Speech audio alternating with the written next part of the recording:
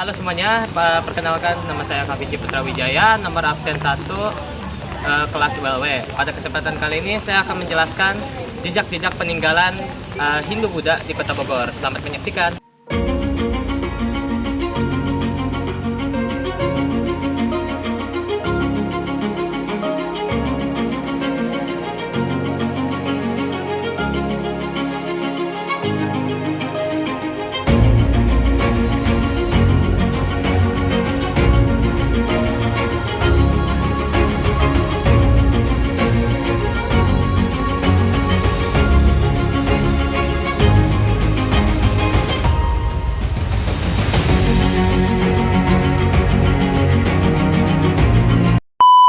Baik, kembali lagi bersama saya.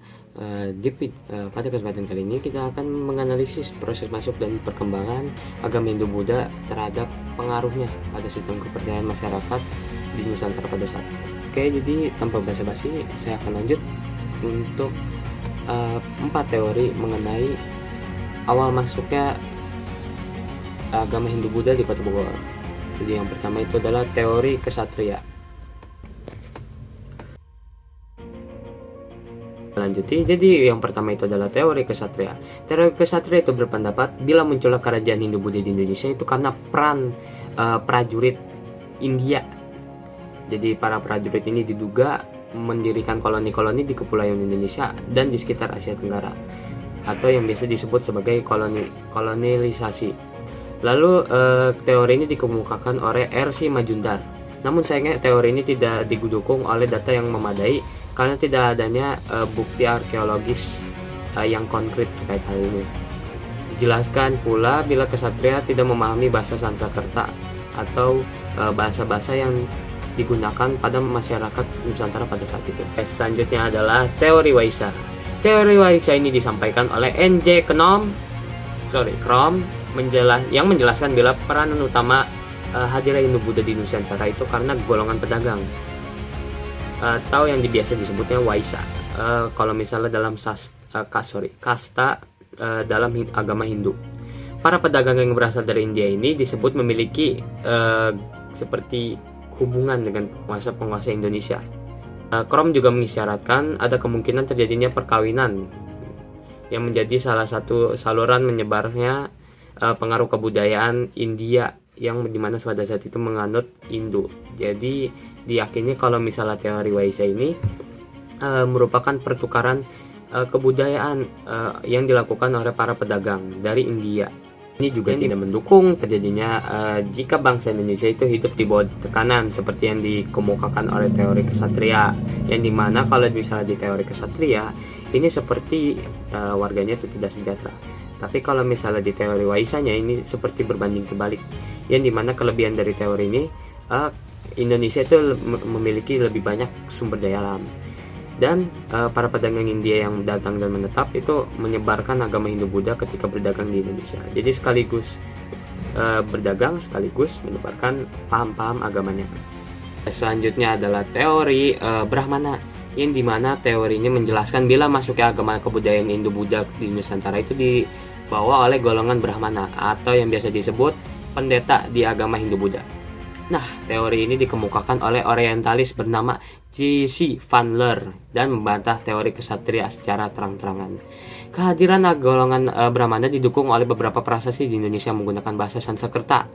Lalu selanjutnya dalam kitab suci Weda dan upacara keagamaan juga menggunakan bahasa yang dikuasai oleh golongan Brahmana, sehingga golongan kasta ini memahami ajaran Hindu secara utuh.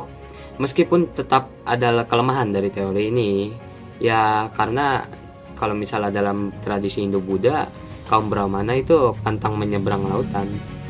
Keempat, ini lebih seru lagi nih, teori Sudra dikemukakan oleh Van Faver yang menjelaskan bila India pada saat itu terlalu banyak terlibat dalam perang. Jadi istilahnya daerah sama daerah lainnya tuh saling berperang, entah itu perang saudara atau yang lainnya mungkin, sehingga para tawanan perangnya itu langsung buru-buru nih seperti menyelamatkan diri ke Indonesia agar mendapatkan kedudukan dan lebih dihargai, yang kemudian menyebarkan kebudayaan Hindu-Buddha di Indonesia. Namun teori ini disebut menimbulkan kontroversi karena kaum Sunda dijelaskan sebuah kelompok dengan derajat rendah sehingga dianggap tidak layak dan menyebarkan agama. Mereka juga tidak memahami bahasa Sanskerta dan huruf Pallava yang ada di prasasti. Teori ini juga memiliki kelebihan sebenarnya. Para budak dianggap lebih cepat akrab dengan masyarakat sekitar, sehingga pembicaraan tentang kebudayaan karena kemudahan berkomunikasi. Misalnya dalam tradisi Hindu-Buddha, yang hanya bisa menyebarkan agama itu hanya kaum Brahmana atau si pendetanya tadi.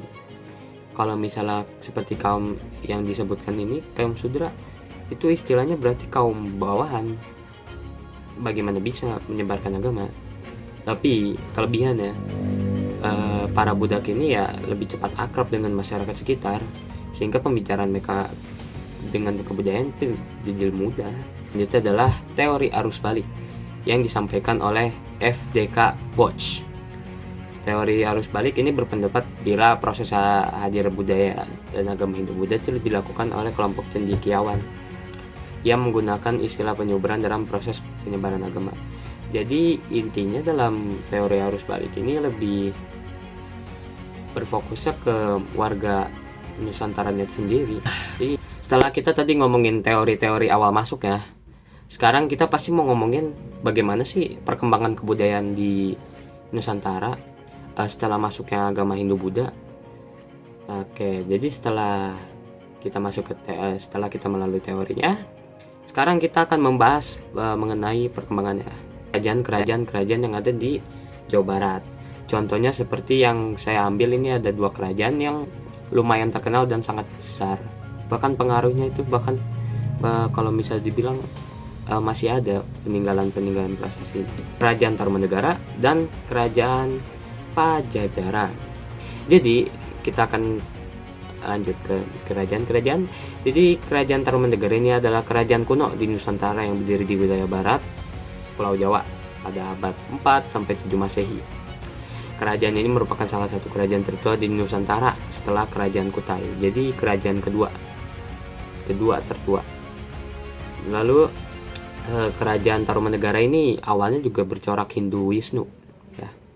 Lalu pendiri Kerajaan Tarumanegara itu adalah Maharesi Jayasingwarman yang merupakan seorang bangsawan asal Salakana, India.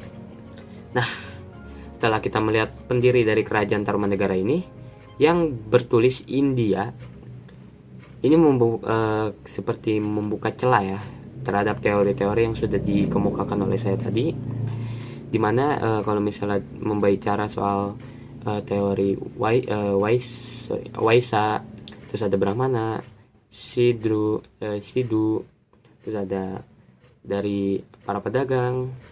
Ini seperti berkesinambungan dan saling terhubung, yang dimana awal mulanya itu berasal dari negara India dan negara Cina, yang entah akibat berdagang atau karena pengaruh-pengaruh lainnya. Lalu yang kedua itu adalah Kerajaan Pajajaran. Ini adalah kerajaan yang bercorak Hindu yang pernah berdiri di wilayah barat Pulau Jawa. Kerajaan ini disebut sebagai beribu kota di Pakuan, yang sekarang menjadi kota Bogor. Lalu Kerajaan Pajajaran itu merupakan kelanjutan dari kerajaan-kerajaan sebelumnya di Jawa Barat, seperti Kerajaan Tarumanegara. Nah, jadi setelah Kerajaan Tarumanegara hancur, muncullah Kerajaan Sunda dan Kerajaan Galuh, yang dimana terpisah di Jawa Barat. Lalu setelah runtuhnya Kerajaan Sunda dan Kerajaan Galuh, muncul lagi Kerajaan Pajajaran ini. Setelah kita membahas tentang teori dan kerajaan, pastinya gak afdal dong kalau misalnya kita ngomong prasasti. Dari tadi udah teori, udah ngomongin kerajaan, masa gak ngomongin prasasti? Kita mau lihat buktinya bro. Oke, kita lanjut. Bukan pengamatan di prasasti batu tulis dan di Vihara Danagun yang berlokasi di Surakencana. Saya mendapatkan informasi yang sebagai salah satu penanda awal masuknya agama Hindu-Buddha di kota Bogor ini. Salah satunya prasasti batu tulis di kota Bogor. Ini prasasti ini berlokasi di Jalan Batu Tulis, Kecamatan Bogor Selatan, Kota Bogor. Jadi di prasasti ini dituliskan untuk mengenang ayahnya Prabu Siliwangi. Jadi bisa dipastikan bahwa prasasti ini ditulis oleh anaknya Prabu Siliwangi itu secara langsung. Nah, prasasti ini ditulis dalam bahasa Sunda kuno dengan aksara Jawa kuno. Mungkin itu saja prasasti yang dapat saya sebutkan untuk kerajaan dari Pakuan ini. Selanjutnya kita masuk ke prasasti dari peninggalan kerajaan Tarumanegara. Itu yang pertama adalah prasasti Cirauten. Prasasti ini ditemukan pada tahun 1863 dan memuat lukisan telapak kaki Raja Purnawarman yang telapak kaki itu diibaratkan sebagai kaki Dewa Wisnu untuk agama Hindu. Prasasti ini juga menjelaskan wilayah kekuasaan kerajaan Tarumanegara di sekitar Jawa Barat dan Kota Bogor. Lalu ada prasasti Tugu. Prasasti ini ditemukan di Pasarawi, Bogor, yang merupakan salah satu prasasti yang menyebut perkiraan penanggalan. Prasasti ini berisi keterangan tentang penggalian Sungai Candarbangan oleh Raja Dirajaguru dari Sungai Gomati oleh Purnawarman. Lalu yang kedua itu adalah prasasti Kebon Kopi, atau nama lainnya adalah prasasti Tapak Gajah. Prasasti ini ditemukan di Lewiliang, Bogor, dan menampilkan ukiran tapak kaki gajah yang diyakini kalau misalnya tapak kaki gajah tersebut merupakan kendaraan yang digunakan oleh Dewa Wisnu. Lalu yang keempat adalah prasasti Pasirawi. Prasasti ini ditemukan oleh N.W. Hoppermans, seorang arkeolog yang berkebangsaan Belanda, pada tahun 1864 di Bukit Pasirawi, bagian selatan hutan Cipamingkis, Bogor. Prasasti ini memuat tulisan Palawa dan telapak kaki.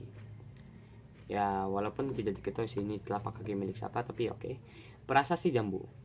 Prasasti ini disebut dengan prasasti Kolengkak karena lokasinya di puncak Bukit Kolengkak, Lewiliang.